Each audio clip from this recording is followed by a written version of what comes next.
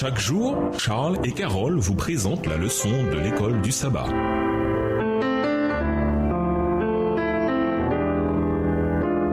Bienvenue à votre émission Dieu nous parle. Nous voyons la leçon de jeudi, la première promesse de l'Évangile. Lisons Genèse 3, les versets 15 et 21. Quel espoir ces passages donnent-ils à toute l'humanité? Genèse 3, les versets 15 et 21. Je mettrai une inimitié entre toi et la femme, entre ta postérité et sa postérité. Celle-ci t'écrasera la tête et tu lui blesseras le talon. Verset 21. L'Éternel Dieu fit à Adam et à sa femme des habits de peau et il les en revêtit. Genèse 3 décrit la tragédie épouvantable qui a pris le contrôle de notre monde après la chute. Tout a changé et Adam et Ève ont pu voir le contraste entre ce qu'était le monde et ce qu'il était devenu. Mais dans leur frustration et leur désespoir, Dieu leur donna une assurance pour le présent et un espoir pour l'avenir. D'abord, il maudit le serpent par une parole d'espérance messianique. Il déclara « Et je mettrai inimitié entre toi et la femme, et entre ta semence et sa semence. Elle te brisera la tête, et toi tu lui briseras le talon. » Genèse 3, le verset 15 dans la version Darby.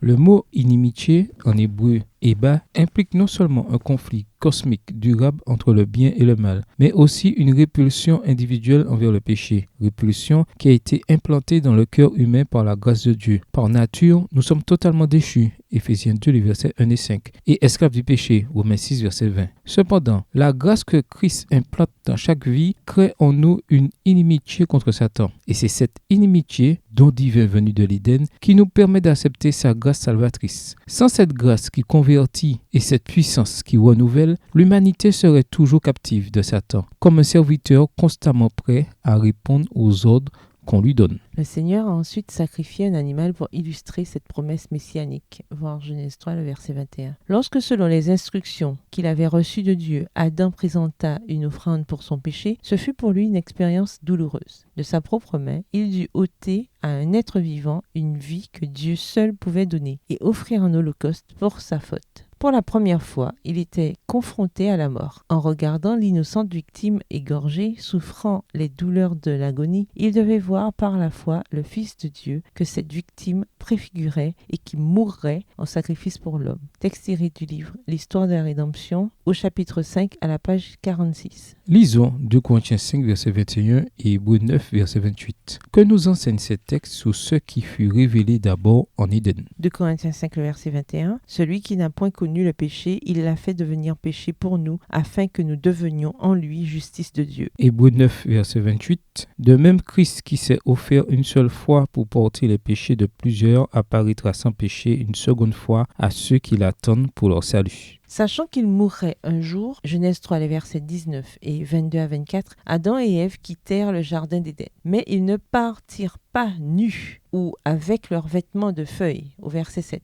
Dieu lui-même leur fit des habits de peau, et il les en revêtit même, au verset 21, symbole de sa justice qui nous couvre. Zacharie 3, les versets 1 à 5, Luc 15, verset 22. Ainsi, même alors, dès le départ, même en Éden, l'Évangile avait été révélé à l'humanité. Au revoir. Et à demain si Dieu veut.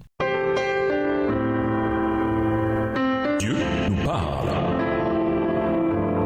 Chaque jour, Charles et Carole vous présentent la leçon de l'école du sabbat.